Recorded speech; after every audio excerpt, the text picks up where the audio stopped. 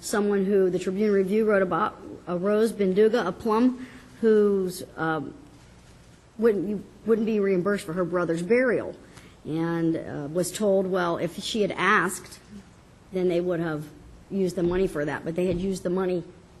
You've taken the money before taking the burial off the top. I think the DPW takes the burial expenses off the top. Do you all do that?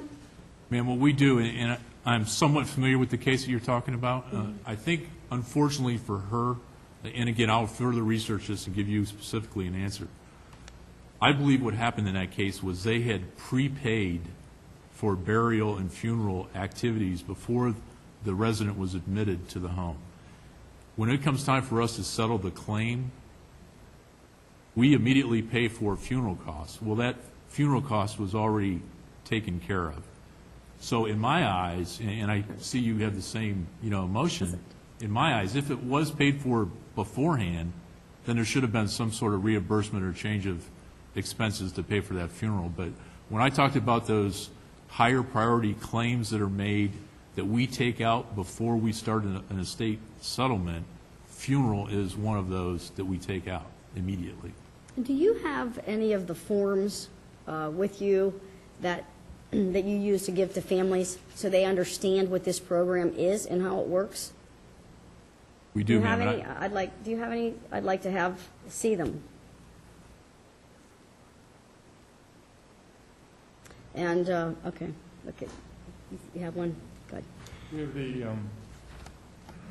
We have the financial arrangements form, which we previously submitted, and the financial arrangements agreement that explains how the program works. I'd like to have those. Yes, ma'am. And under what statute or regulation is the commandant in charge of the money? Who says, under what law is it that you make a decision on how they can spend their money? Ma'am, there's no law that regulates how they can spend their money. Well, but they have to come and request money to be spent.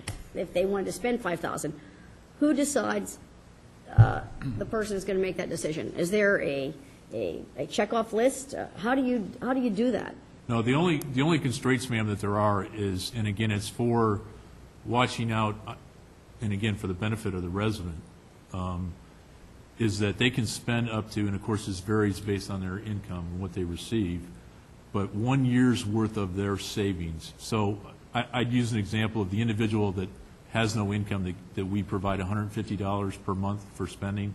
That individual would accumulate $1,800 per year. That amount can be approved immediately at the Commandant level. If that individual, let's say they only have $1,800, but say I'd like to purchase a used car so I can go see my daughter, and it costs $5,000, then it would come to me. But when the case is explained that the individual would like a car to be approved, I'm going to approve that.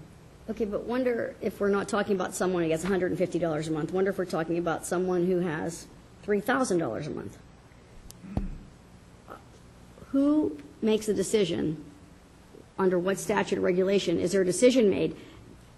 Who's going to decide how that person, that veteran, can spend their money?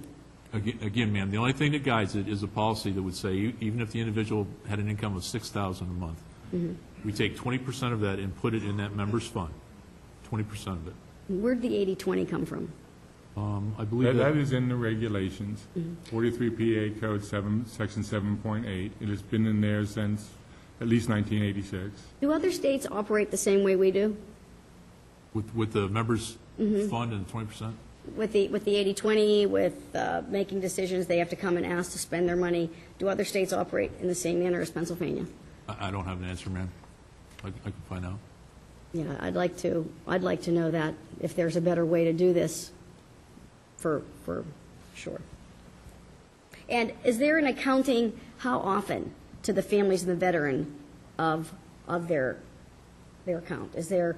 Do you give them the information that, you spent this, you had this, we spent this? How often is that done? As I understand it, we do that once a year. I don't know if it's done more than that at the Commandant level or not. Yes, ma'am. By regulation, and we are to provide a quarterly statement. Quarterly. Yes, ma'am. And what happens is with the members fund, the funds are deposited into an account. It's an interest-bearing account. And we are,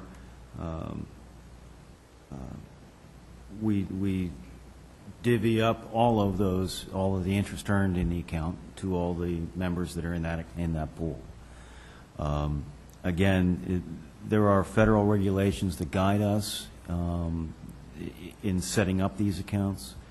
I will say that each state does it differently as far as the 80-20 split, but every nursing home needs to provide an opportunity to have a members type fund, which is an interest-bearing account.